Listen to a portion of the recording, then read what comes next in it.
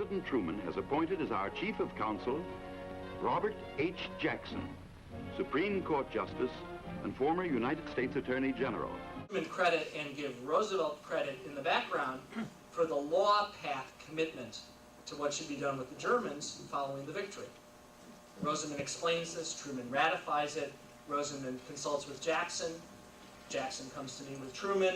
A lot of back and forth occurs in April 1945, and at the end it emerges publicly on May 2nd with Truman's appointment of Jackson as the United States Chief Counsel for the prosecution of Axis war criminals in the former German Reich. The job description as of that May 1945 moment is 2 P's: preparation and prosecution of cases. As Jackson understands it, he's going to be parachuting into a courtroom to try cases that are ready to go during the summer recess of the Supreme Court, and it will be over and done for him to be back on the bench by the first Monday in October 1945. He almost immediately learns not only that there's no agreement among the Allies about all the nuts and bolts about how you'll do this prosecution, there aren't these mythical cases ready to go. There's very little evidence that's been gathered. There's very little evidence that actually connects to individuals, that demonstrates personal culpability on conduct that can be regarded as criminal, etc. In short order, the negotiation, the diplomacy of this travels from Washington to San Francisco, to the United Nations Conference, the preparatory conference, back to Washington, and then gets tossed to Jackson. Guess what you need to do first? Get the agreement among the Allies about how this is going to happen.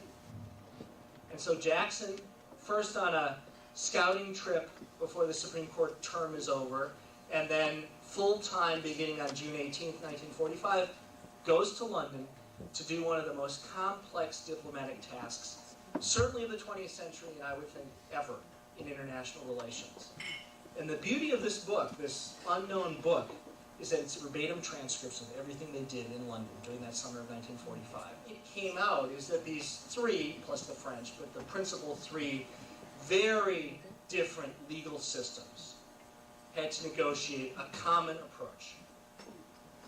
A definition of crimes, a charter of a court, procedure for a court, defense resources for the defendants, burden of proof on the prosecution, a judiciary of true independence. All of that had to be done.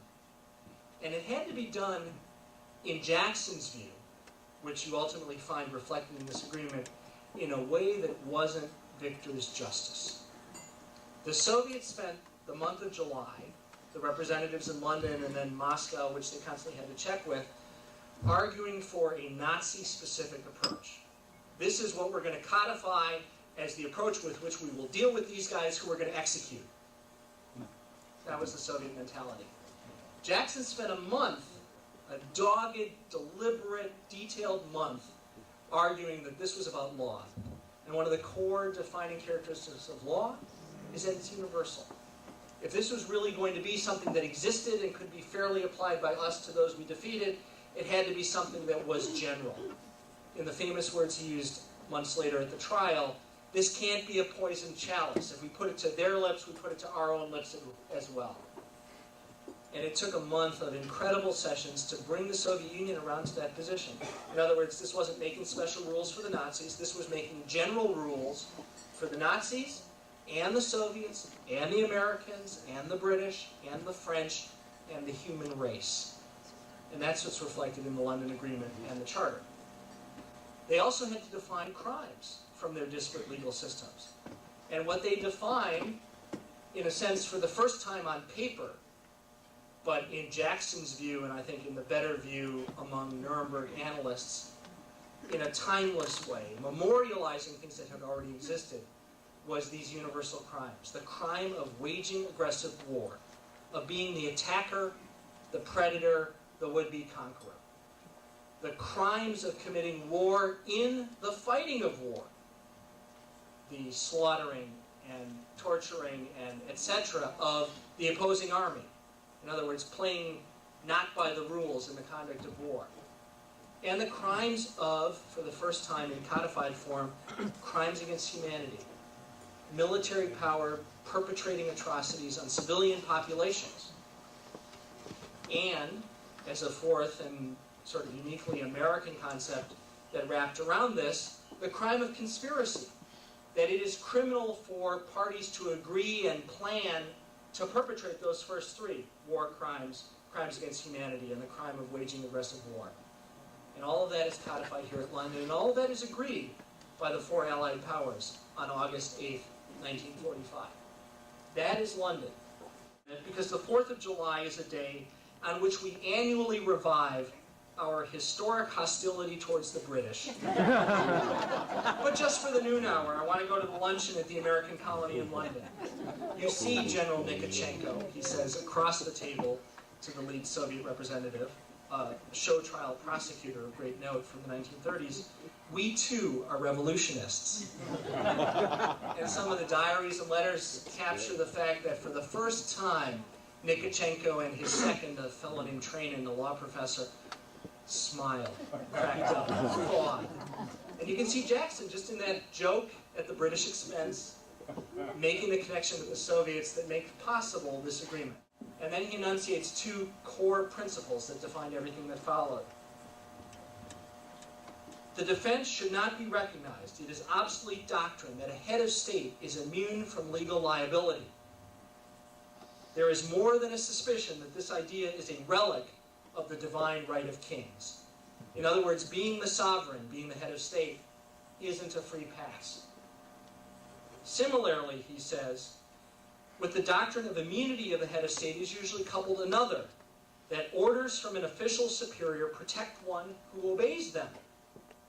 It will be noticed that the combination of these two doctrines means that nobody is responsible. I was the head of state, I get a free pass. I was just following orders, I get a free pass. Jackson says both sides of this need to be refuted and broken and rejected. And when you read the London Agreement, you'll see that that's the core commitment from which Nuremberg proceeds. In other words, the law that parachutes in is universal law. It's head of state law. It is subordinate law.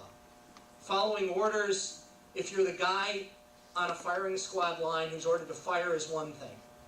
But if you are ordered to solve the Jewish question, that's something that requires discretion and decision-making and can never be permissible when you say, this is what they wanted me to do. That's what Nuremberg did, and that's what London really negotiated and established among the Allies. There are many more things to tell you about. I've already gone on too long. The anniversary of the London Agreement is August 8, 1945. You'll note how that overlaps with VJ Day, how it is bracketed by the dropping of the atomic bombs.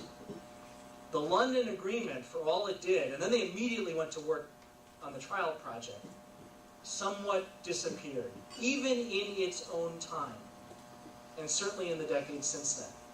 We correctly celebrate Nuremberg. Nuremberg was great. It was enormous. It was truly law parachuting in and happening. But a jump master needs to throw somebody off the plane before you have parachutists land in Nuremberg to do that. And so as we go forward into this summer, I hope we will see people noting this anniversary. I'm delighted to have the opportunity to talk to you about it, and particularly delighted to give you tonight's reading assignment. Because something great happened 60 years ago, and that's part of what the Jackson Society and the Jackson Center stands for. Thank you all very much. I am convinced that we have an opportunity to bring to a just judgment those who have thought it safe to wage aggressive and ruthless war. An historic meeting in London was held. The chiefs of council for France, Russia, Great Britain, and the United States signed the International Military Tribunal Charter, establishing the laws by which the major war criminals will be tried.